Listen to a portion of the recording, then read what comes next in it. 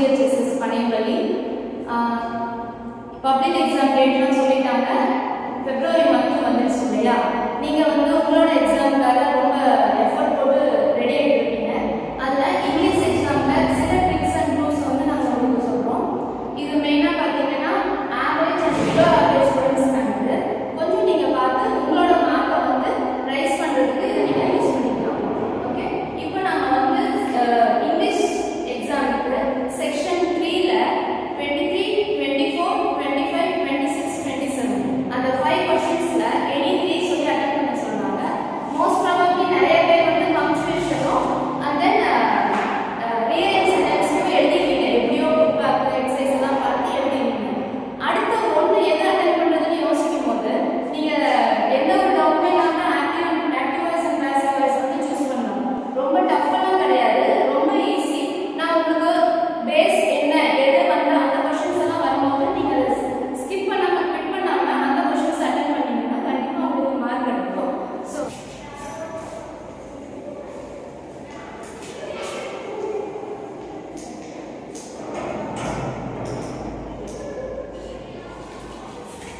Active and passive voice. Voice அப்படின்னா என்னன்னா nothing but verb form. கொடுத்துருக்கிற ஒரு சென்டென்ஸ்ல ஃபர்ஸ்ட் நம்ம வந்து சப்ஜெக்ட் எது, verb எது, ஆப்ஜெக்ட் எதுங்கிறத ஐடென்டிஃபை பண்ண தெரியணும். இது நீங்க லோயர் கிளாஸ் இருந்து பார்த்துட்டு வரீங்க. பார்ட்ஸ் ஆஃப் ஸ்பீச் நல்லா தெரியும். சப்ஜெக்ட், verb, ஆப்ஜெக்ட் இந்த மூணையும் உங்களுக்கு ஐடென்டிஃபை பண்ண தெரிஞ்சதுனாலே வாய்ஸ் வந்து ரொம்ப ஈஸி உங்களுக்கு பண்றதுக்கு. அந்த அப்படி ஃபார் எக்ஸாம்பிள்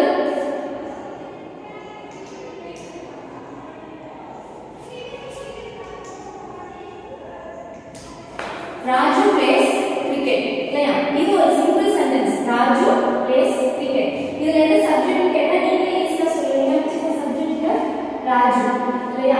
verb எதை ஐடென்டிஃபை பண்ண சொன்னா பிளேங்கிறது verb. Next what does he play? He plays cricket. இது வந்து ஆப்ஜெக்ட். இந்த மூணையும் ஐடென்டிஃபை பண்ண தெரிஞ்சாலே பாதி ப்ராப்ளம் வந்து நமக்கு சால்வ் ஆயிடும்.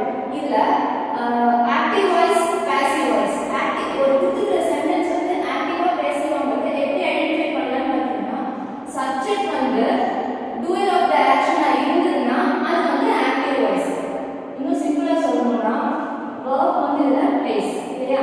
இந்த பிளேஸோட டூயர் யார் விளையாடினா ராஜு. அது வந்து சப்ஜெக்ட் பிளேஸ்ல இருந்ததுன்னா அந்த சென்டென்ஸ் வந்து ஆக்டிவ் வாய்ஸ் நம்ம ஈஸியா ஐடென்டிஃபை பண்ணி சொல்லிடலாம். ஓகே, இதை எப்படி பாசிவ்ல மாத்துறது அப்படிங்கிறது தான் உங்களுக்கு இப்போ வந்து ஒரு சின்ன கன்ஃபியூஷனா இருக்கும். இது ஒன்றும் கிடையாது. ஃபர்ஸ்ட் ஸ்டெப் வந்து நம்ம சப்ஜெக்ட், verb, ஆப்ஜெக்ட் இந்த மூணையும் ஐடென்டிஃபை பண்ணணும். தென் நெக்ஸ்ட் ஸ்டெப் வந்து ஆப்ஜெக்ட்டையும் சப்ஜெக்ட்டையும் ஸ்வாப் பண்ணி எழுதுங்க. ஃபர்ஸ்ட் வந்து ஆப்ஜெக்ட் கிரிக்கெட், ஓகேவா? நெக்ஸ்ட் சப்ஜெக்ட் வந்து ஆப்ஜெக்ட் பிளேஸ்ல போட்டீங்கன்னா ராஜு. பட் யார் விளையாடுற கிரிக்கெட், யார் விளையாடுறது ராஜுவால் அப்படிங்கிறப்போ இந்த பைல ஒரு வேர்டை போட்டு சப்ஜெக்ட் வந்து நம்ம பின்னாடி கொண்டு வரணும். Next verb. இங்க எந்த verb ஆக்டிவ் வாய்ஸ்ல என்ன டென்ஸ் ஃபார்ம்ல இருந்தாலும் அந்த verb-ஓட V3 தான் நம்ம பாசிவ்ல எழுதணும். பாசிவ்னாலே ஒரு V3 அப்படிங்கறத ஞாபகம் வச்சுக்கோங்க. பிளேயோட V3 ஃபார்ம் என்னன்னா play. Okay, cricket played by Raju. இன்னும் ஒரே ஒரு ஸ்டெப் இருக்கு. இங்க ரெண்டு இடத்துல தான் நீங்க மிஸ்டேக் பண்ணுவீங்க. என்னன்னா இந்த ஹெல்பிங் verb போடுறது சப்ஜெக்ட்டுக்கு உண்டான ஹெல்பிங் verb வந்து நம்ம போடணும். ஃபர்ஸ்டே சொன்ன மாதிரி ஆக்டிவ் அண்ட் பாசிவ் வாய்ஸ்ல டென்ஸ் சேஞ்ச் எதுவுமே கிடையாது. ஸோ இது ப்ரெசன்ட் டென்ஸ்ல காட்டி ப்ரெசன்ட் டென்ஸ்க்கு உண்டான V ஃபார்ம் போடணும். ப்ரெசன்ட் டென்ஸ்க்கு உண்டான V ஃபார்ம் பார்த்தீங்கன்னா am, is, are இல்லையா? am, is, are இந்த மூணு தான் ப்ரெசன்ட் டென்ஸ்க்கு உண்டான V ஃபார்ம். இதுல எது வந்து உங்களுக்கு கிரிக்கெட் ஆக்டா சூஸ் ஆகும் பார்த்தீங்கன்னா is போடணும். லைன் வந்தா am போடுவோம். ப்ளூரல் சப்ஜெக்ட் வந்தா are போடுவோம். இது சப்ஜெக்ட் வந்து சிங்கிள் கிரிக்கெட் கிரிக்கெட் is போட்டு நாம இந்த சென்டென்ஸை கம்ப்ளீட் பண்ணோம்னா அவ்வளவுதான். இதுதான் ஈஸியா முடிஞ்சது active to passive transformation. Okay okay, நம்ம ஒவ்வொரு டென்ஸ்லயும் எப்படி சேஞ்ச் பண்ணலாம்ங்கறத நம்ம பார்க்கறோம்.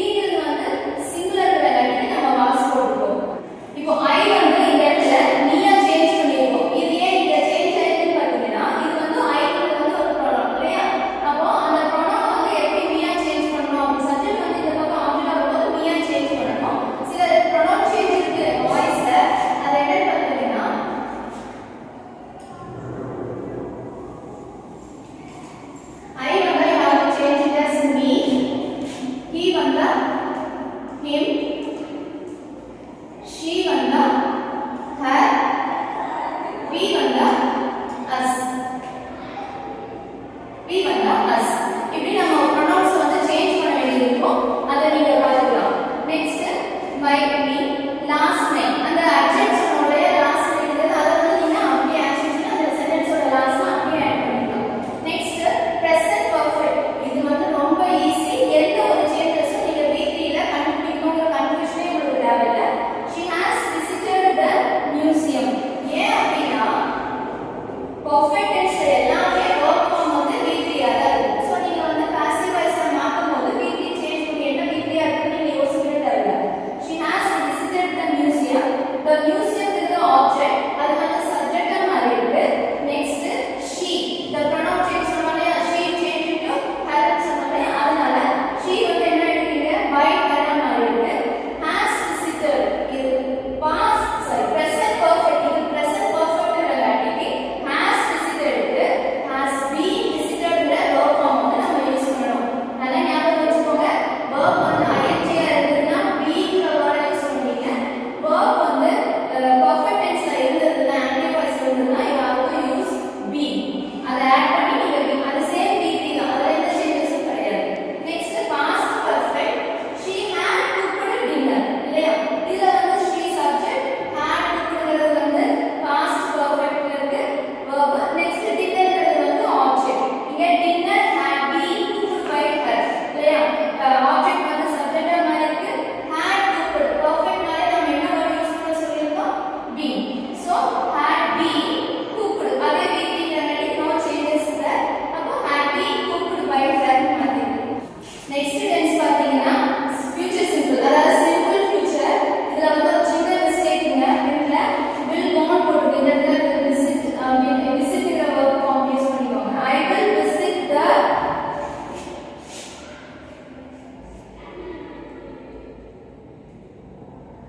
okay I will visit the store tomorrow. இது ஒரு சென்டென்ஸ். இந்த சென்டென்ஸ்ல வந்து ஆப்ஜெக்ட் பாத்தீங்கன்னா the store. ஓகேவா? அது வந்து சப்ஜெக்ட்டா வந்திருக்கு. நெக்ஸ்ட் verb form பாத்தீங்கன்னா will visit. அந்த will visit வந்து will be visitedங்கறத passive form. ஏன்னா will ஓட future tense futureல வரும்போது will plus be திருப்பி ஒரு சின்னரிங்க கண்டினியூஸா இருந்தா beingற word ஆட் பண்ணுவோம்.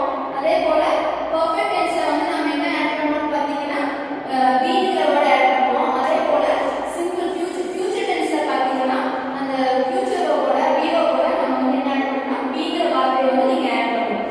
So the store will be visited by me. I change it to me. அப்போ by me tomorrow. இது வந்து இந்த tenses மட்டும் நீங்க பாருங்க மெயினா. நெக்ஸ்ட் infinitive models வந்து நெக்ஸ்ட்ல பார்க்கலாம். இப்போ நம்ம இந்த tenses எல்லாம் எப்படி சேஞ்ச் பண்றோம்னு பார்த்தோம் இல்லையா? நம்மளோட 10th புக் பேக்ல வந்து பாத்தீங்கன்னா ஒரு ரெண்டு क्वेश्चंस வந்து டிரான்ஸ்ஃபர்மேஷன் ஆக்டிவ் டு பாசிவ் வந்து ரொம்ப ஈஸியா இருக்கு. நீங்க நம்ம below average and average students வந்து கண்டிப்பா இந்த மாதிரி क्वेश्चंस வந்து கண்டிப்பா அட்டெண்ட் பண்ணுங்க. அது வந்து ஒன்னு வந்து ரெக்வெஸ்ட்ல வரக்கூடியது, இன்னொன்னு வந்து அட்வைஸ்ல வரக்கூடிய சென்டென்சஸ் இருக்கு இல்லையா? For example request. இப்போ ரெக்வெஸ்ட்ங்கிற வேர்ட் வந்து எப்படி யூஸ் பண்ணுவோம்னு பாத்தீங்கன்னா நம்ம யார்கிட்ட ரெக்வெஸ்ட் கேட்டாலும் என்ன வேர்ட் யூஸ் பண்ணி கேட்போம்? ப்ளீஸ் சொல்லி கேட்போம். அப்போ please give me your pen.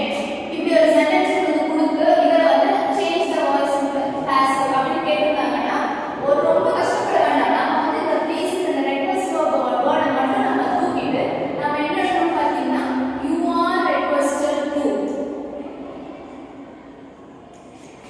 You are requested to. அதை எழுதி give me your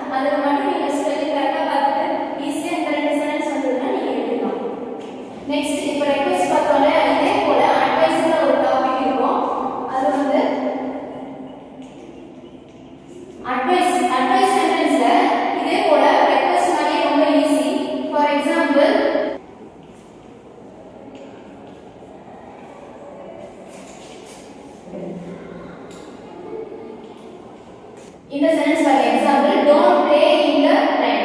இது வந்து ஒரு அட்வைசபிள் சென்டென்ஸ் இல்லையா? மழையில விளையாடாதீங்கன்னு சொல்றது.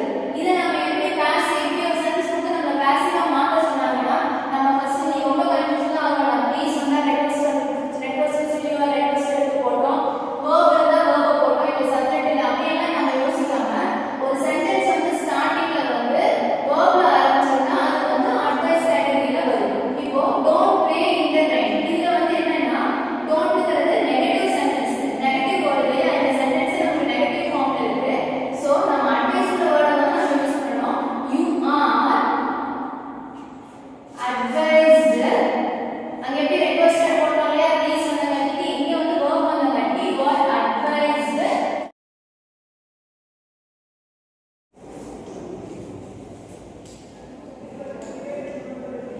ஓகேங்களா? இதுல வந்து பாத்தீங்கன்னா you are advised னு எழுதிருக்கோம். ஏன்னா இது அட்வைஸ்பிள் சென்டென்ஸா இருக்கறதால நமக்கு ஒரு அட்வைஸ் சொல்றதால நம்ம you are advised னு எழுதிருக்கோம். இது நெகட்டிவ் ஃபார்ம்ல இருக்கறதால not to போட்டுருக்கோம். Next the remaining part of the sentence நம்ம வந்து எந்த ஒரு சேஞ்சுமே இல்லாம அப்படியே எழுதிக்கலாம். You are advised not to play in the rain. For example இது பாசிட்டிவா நம்ம சொல்லக்கூடிய அட்வைஸ் ஏதாவது இருக்கு அப்படின்னு பாத்தீங்கன்னா என்ன சொல்லலாம்? Do exercise daily. இப்போ நம்ம இங்க எப்படி எழுதலாம்? நீங்களே சொல்லலாம் இல்லையா? You are advised to do exercise daily. ஓகேங்களா? இப்போ இதுல வந்து எப்படி ஈஸியா ஐடென்டிஃபை பண்ணனும் பாத்தீங்கன்னா ப்ளீஸ்ங்கிற வேர்ட் வந்ததுன்னா நம்ம ரெக்வெஸ்ட் நம்ம தெரிஞ்சுட்டு you are requested to போடுறோம். இதுல வந்து அந்த மாதிரி ப்ளீஸ்ங்கிற சென்டென்ஸ் வேர்ட் வந்து வராது. வேர்ப்ல ஸ்டார்ட் ஆகும். சோ இது வேர்ப்ல ஸ்டார்ட் ஆகுது. don't do அப்படிங்கிற வேர்ப்ல ஸ்டார்ட் ஆகறனால நம்ம வந்து அட்வைஸ் பண்ணுவோம். இதுதான் இப்போ